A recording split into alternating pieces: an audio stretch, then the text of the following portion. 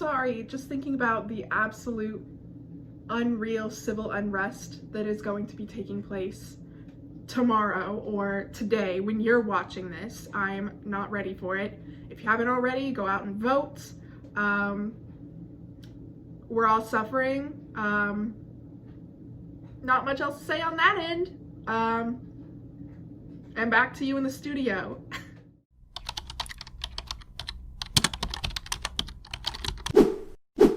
Hey everyone, it's Hallie here. Welcome back to my channel. Today I'm going to be talking to you guys about all the books I read in October and I want to read in November. So this will be my October wrap-up video and my November TBR video. Now, I am not really sure, like, 100% of my November TBR, just because, like, so many books are coming out that I want to read, and I don't know how fast I'm going to be able to read the ones that I'm planning on reading, and I might not have time to do some of these because I'm definitely going to get to the new releases, but I just wanted to make, like, a kind of a plan that I'm 98% sure I'm not going to follow. So let's get the obvious out of the way. I read all of these giant monster books of garbage and nonsense. We all know how I felt about A Court of Thorns and Roses. However, I did go and read A Court of Frost and Starlight, and okay. I rated it 4 stars because I got my Nesta and Cassian point of views, and there was that good sweet Nessian angst, and I was really excited for it, and it did turn out to be as good as I thought it was gonna be. So I'm hoping that A Court of Silver Flames will be like reminiscent of this, and the sneak peek of A Court of Silver Flames was also amazing, so good. I'm so excited for it. Like, I know it's just gonna like blow my mind, and I don't even care that there were like stupid Fabra and Rhysand like weird sex scenes. Like, I got my Nessian point of views, so I'm just fine. Like, I'm sitting pretty. After I finished the A Court of Thorns and Roses series, I was sick of fantasy. Like, I wanted to get away from any fantasy book, like at least 100 miles, did not want to read it. So I went and read From Lucav with Love by Mariana Zapata, and can we just have like a moment of silence? Like, this book was amazing. It was unreal how good this book was. I started it and I was like, I kind of don't really enjoy the writing. Like, the writing style is kind of off, but the romance, oh my god. I was not expecting to love this book as much as I did. I finished this book in one sitting, like 11 hours. I pulled an all-nighter. I wrote the review for this book at 6:38 in the morning. Are you joking? For anyone that doesn't know, From Lucav with Love is a figure skating book, and the romance is like forced proximity. They're not really enemies, and everyone says it's enemies, but like, they're not. It's just like annoyances. Like, they just hate each other. Like, it's not life and death or anything like that, but they're forced to be partners, and it is amazing and iconic. And I will be reading every other sports romance book that Mariana Zapata has ever written, ever, because oh my god. Again, like, I was shocked. This book was 5 stars. It was amazing. I loved it so much, and I haven't pulled an all-nighter to read a book since middle school. I haven't finished a book in one sitting since middle school. Anyways, moving on. Next, I read an arc of a book that's not out yet. It's called The Key to You and Me by J. Robin Brown, and it really disappointed me. There's not much to say besides it's a sapphic book about a horse girl and a small town girl, and believe it or not, they're different girls.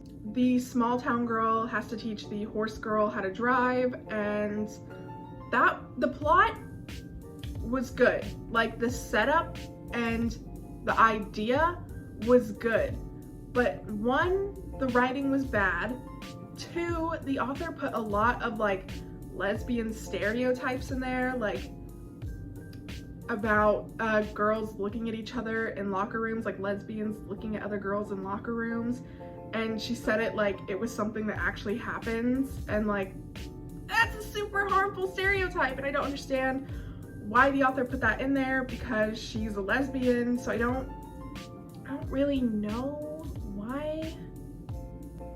And then other than that, the romance just wasn't good. The small town girl was like having all her first like sapphic experiences with another girl, while the horse girl was hung up on her ex-girlfriend like for literally like 65 to 70% of the book. Like it was really just a disappointing read. Like I was super annoyed.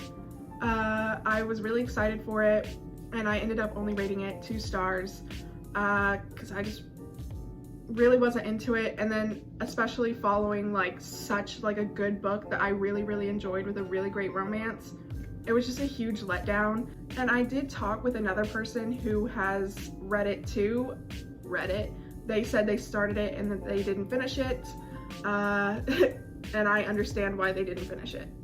And the last book that I read this month, I have not finished it and I'm not very far into it, is Foundry Side. I'm not sure how popular this book is. I'm only reading it because I promised one friend that I would shout out Kayla, finally getting a shout out, in exchange for her to read The Gilded Wolves. And it's sapphic, I know that. It's already like kind of good, like the writing is strange, and I'm pretty sure a British person wrote this just by like the wording. I'm not sure, but almost positive.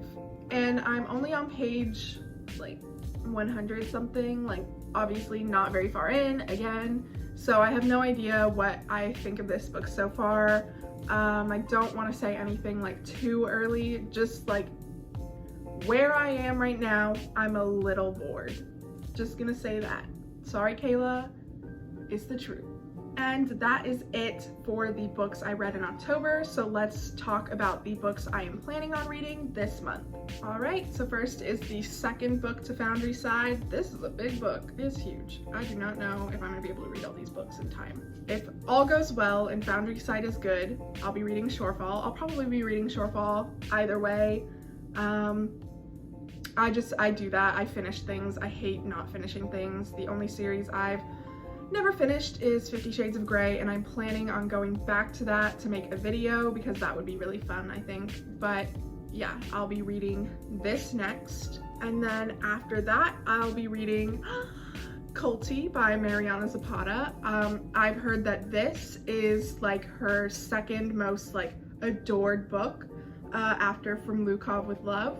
So I'm very excited to read this. I adore sports romances. I adored From Lukov with Love, so I'm sure I'm going to love this. It probably won't hold a candle to From Lukov with Love in my mind just because it was so amazing and it's everyone's favorite, but I'm sure I'll like it.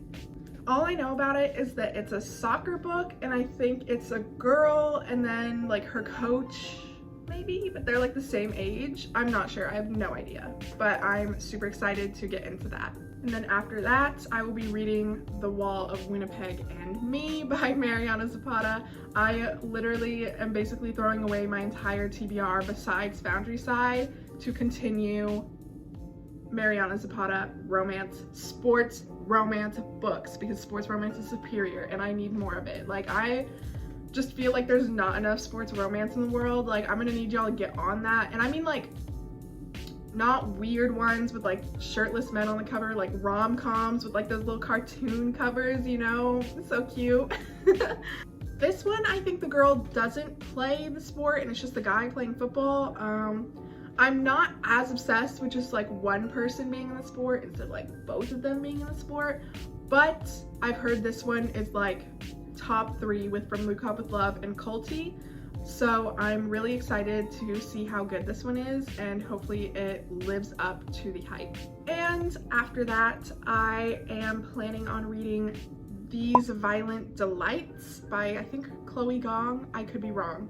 I am so excited for this one. This is a Romeo and Juliet retelling set in China, Enemies to lovers, of course. It sounds so good, and everyone that I've talked to that has already read an arc of it has said it's amazing. So I am absolutely planning on getting it the day it comes out and reading that book so fast. I know it's gonna be good. I know I'm gonna be obsessed with it. It comes out November 17th, so go and pre-order that if you have not already. I'm really excited for it, and yeah. And then finally, I plan on reading How the King of Elfhame Learned to Hate Stories. And this is it. This is it. This is our Jude Carden diaries. Are you joking? Carden's point of view, like, we're getting new scenes and then we're getting old scenes from Carden's point of view. Bro, if I don't get that scene of Jude like going to her knees and being like, is this how you imagined me back in your room at, ooh, it's gonna be so good. I'm so excited. I can like barely talk about it. I'm like, I can feel like my blood rushing. Like Jude Carden serve, they are booktube, book Twitter, book Tumblr's it couple. Like they are that couple. They are them. They're it. They're amazing. And it's really, really small. Like I'm pretty sure it only has 100 something pages, so hopefully it won't take me that long to read it. I think it comes out on the 24th, I believe, so we're like 22 days away from it. But yeah, that is my October wrap up and my November TBR, and this is an ambitious TBR, but I was able to get through all of A Court of Thorns and Roses and then 3 more books after that, so maybe I can get through it. Maybe. I doubt it, but maybe. But yeah, that is it for this video. I am going to be posting a video on Friday I'm so excited for. I literally thought of it like last week and I was like, oh my god, I have to do this, like I have to. And there's only like one other video on YouTube that's kind of similar to it, but not really. But it is different from any video I posted before, so I'm so excited to post that. I haven't even filmed it yet, and I am so ready. It's gonna be so fun. It is gonna be so funny. I think one like fatal flaw of my videos is that they're not rewatchable, and I'm hoping that this one will be. I'm hoping it'll be funny. I'm really, really excited. But yeah, I will see you guys on Friday with that video, and I hope you have a great rest of your week. Bye.